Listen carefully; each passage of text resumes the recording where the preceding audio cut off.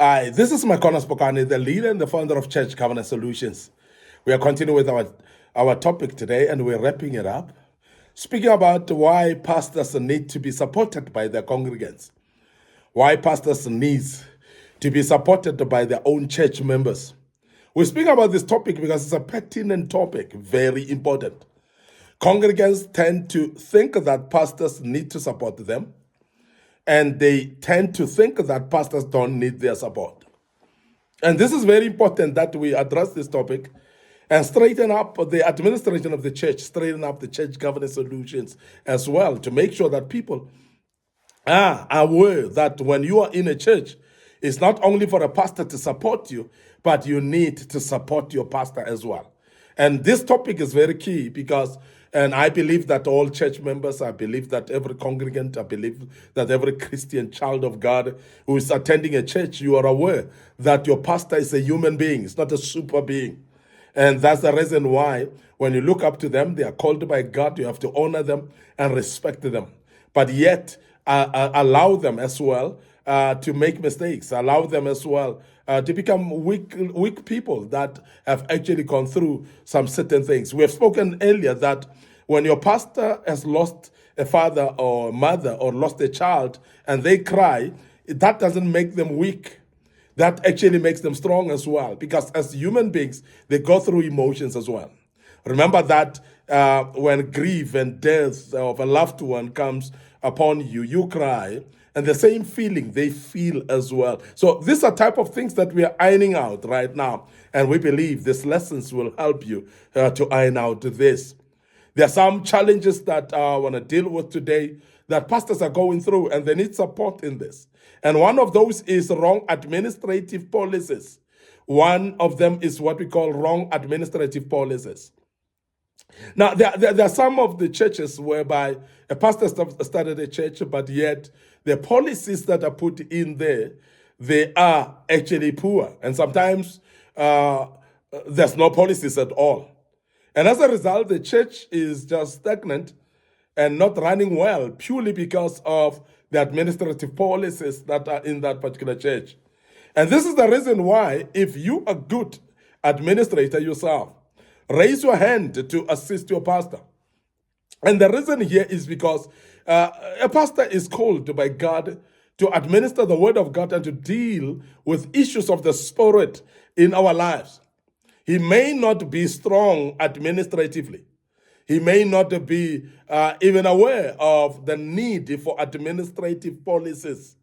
But this is very important because you are there, you as a congregant, you as a leader, you as an individual who is there with knowledge of administrative policies.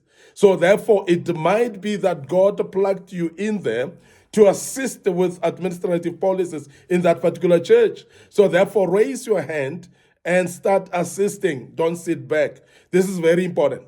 And also, while your pastor seems to be weak in administrative processes, don't start criticizing the pastor and actually sitting back and not helping. If it is an area of your specialty, it's an area that you know how to sort it out, so please step in and support the pastor with administration. Very, very important that we emphasize that as well, because wrong administrative policies may actually lead the vision not to be run properly. It may actually destroy the whole vision. The pastor may not be aware because, pastors, as I said, called by God, led by the Spirit, he focuses on the vision, but the vision cannot run without proper administrative policies. And that's the reason why we say, bring it on yourself and make sure that there are proper administrative policies that you bring on the table and be able to support the pastor with those. There's also another challenge that I want to bring about that's very common as well, is what we call weaknesses or bad habits that pastors may have as an individual. Remember, I've said the pastor is an individual like yourself. A pastor is a human being.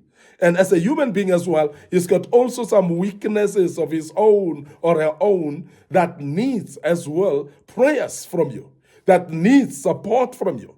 And there's also some bad habits from the pastor, like you do have your own bad habits. What we want to encourage as a church governance solutions is for you to be able to understand that your pastor is not a super being, that your pastor needs to be supported like you need to be supported as well. Now, if they are having wrong habits or bad habits that you may not like, or there may be bad habits that also affect the ministry, you are there for a purpose. So therefore, support the pastor instead of criticizing. Because there are those of us who sit back and just criticize.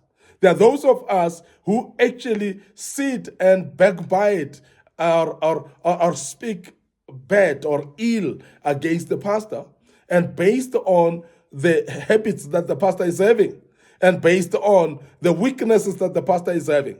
It's not up to you to expose the weaknesses of your pastor.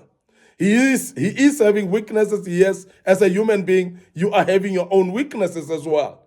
But those weaknesses should not be that is a topic of discussion at all times. It must be that you support him or her and make sure that you pray for them as well.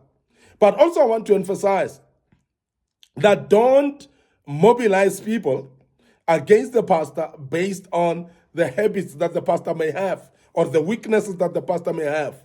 And this is not the time to start recruiting people away from the church. We have seen that many splits and many church divides, many churches break down is purely because there are people that are looking at some weaknesses of the pastor or maybe some bad habits that the pastor is having, and they mobilize others against him or her because of the bad habits that they're having. Now, this is not time to mobilize people away. If you want to leave alone. Don't recruit other people. What we have seen generally as church governance solutions is that people that are disgruntled in churches, they have got a tendency of recruiting others to go away with them.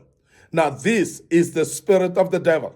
And remember Lucifer, when he was kicked out of heaven, he actually recruited a portion of some of the angels that he used to serve with or worship with, and he left with them. And they became the demons that we talk about today. Now, I want to emphasize that the very same demonic spirit, it is prevalent in the church today.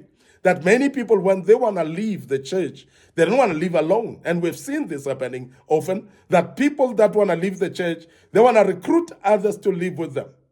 Even though they are not going to open the church, but they are going away from the church, but they want everybody to go away from the church. I want to emphasize that if you want to recruit us to go away with us, leave us alone. We don't see what you're seeing. We don't feel what you're feeling. So leave us alone. Go alone away. We will remain because we want to support our pastor. We want to make sure that our pastor is well supported. And despite of the weaknesses of the pastor, we want to cover the weaknesses of our pastor. And we want to make sure that we support our pastor and encourage him or her and support them within the bad habits that they're going through while they're working on those bad habits to improve, because we have got the bad habits of our own that we are working on. So why are we then thinking that the pastor must be actually criticized or destroyed because of the bad habits that he has, while we have got our own bad habits that we have and nobody's doing anything about? So I want to emphasize this. As Church Governance Solutions, we encourage members or congregants to support their pastors through and through. Even despite of the weaknesses that the pastors are going through, we want to encourage you to support your pastor through and through. And don't conspire against him. Don't stand against him. Don't talk bad about him. Don't actually recruit others around the bad habits that the pastor may have. Please support through and through and make sure that your pastor feels supported. Finally, there's also the challenge that I want to speak about that pastors are going through, and they need support in this regard as well. And that is what we call family crisis, or having family problems as well. Now, this type of family crisis, we've seen that it is either from the extended families, but sometimes it becomes also from the nucleus family, which is husband, wife, the pastor and his wife, and maybe also with the children as well. And we have seen this happening several times because pastors are not immune to problems as families. Pastors are not immune to challenges as families. Remember that they are going through what you can go through as well. And some of these crises are whereby a pastor is going through divorce. And a pastor going through divorce, it should actually be that we don't walk away from the church and now start condemning the pastor. We must support them as a family through and through. We must pray for them. We must make sure that if we are able to access them for counsel, so please, let's provide the counsel. If we are able to encourage them to remain together, let us be there to support them. But remember that also sometimes these family crises go to an extent of total divorce.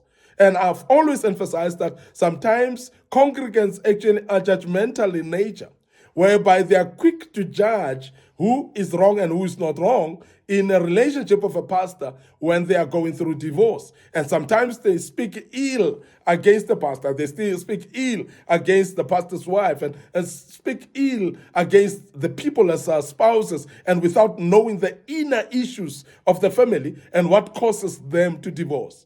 So when people are going through a situation like that, they don't need to be condemned. They need to be supported through and through and be prayed for as well. And where there's possibility of counsel, as I've mentioned earlier, let's support them in counsel as well. Because it's very important that we understand that this world or this life is not a destination, but the life that we live is actually a journey. And in the journey, there are mountains, there are steep hills, there are valleys as well. There are some plains where we're going through. And therefore, a pastor goes through that as well, because he's an individual that goes through problems of this world as well.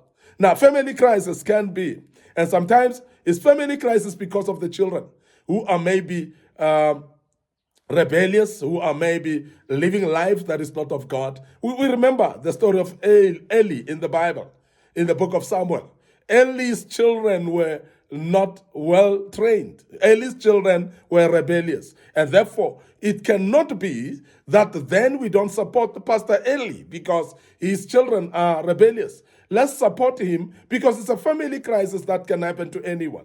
And some of us, we are having the same family crisis, and we expect the pastor to come and help us or to come and support us through and through. But yet, when it is the pastor that goes through those family crises, we are nowhere to be found. And I want to emphasize then that we need to support our pastors through and through, even when they're faced with family challenges as well.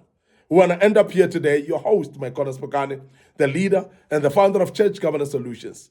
We want to remind you of our Church Governance Solutions Facebook page and Micornus Phokane Facebook page. So please subscribe or like those pages and follow us there. Click the notification buttons as well. We've got a YouTube channel, which is under Young Men Empowerment Forum, and also Micornus Phokane as well. So please click notification there, and while you subscribe, so that you may be notified when we've got videos of this kind posted again. Don't forget our TikTok account as well. It is there trending big time, and we believe that you follow us on that platform as well. May the good Lord bless you. Until we meet again with another topic, allow me to check out right here and say cheers for now.